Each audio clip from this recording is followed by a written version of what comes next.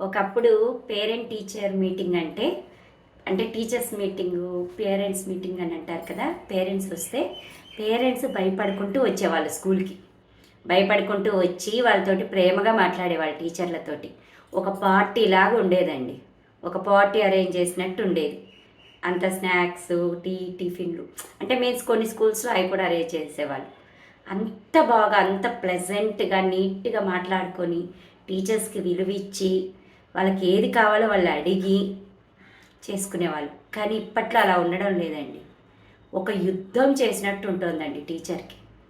ఇప్పుడు అది నాకేమనిపిస్తుందంటే especially maths టీచర్లు ఉంటారు కదా, మ్యాథ్స్ టీచర్ల మీద వచ్చి పడిపోతారండి. పడిపోయి వాళ్ళు ఒక అర్జునుడు కదా, మహాభారత యుద్ధంలో అర్జునుడు ఎట్లా కొట్లాడుకుంటూ అందరినీ చంపుకుంటూ అందరికీ సమాధానం చెప్పుకుంటూ పోతుంటాడో అలా ఉంటుంది ఆ టీచర్ పరిస్థితి. ఒక యుద్ధం చేసినట్టు ఉంటుందండి పేరెంట్ టీచర్ మీటింగ్ అంటే.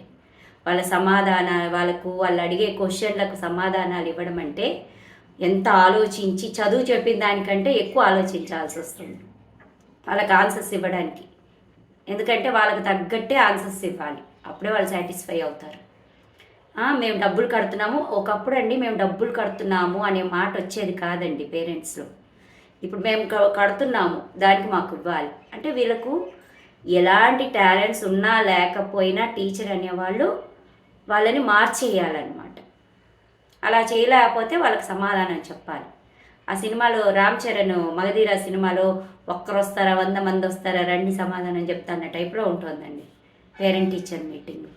టీచర్స్కి ఇంత ఇదిగా నీచంగా ఎందుకు చూస్తున్నారు నాకైతే అర్థం కావడం లేదండి.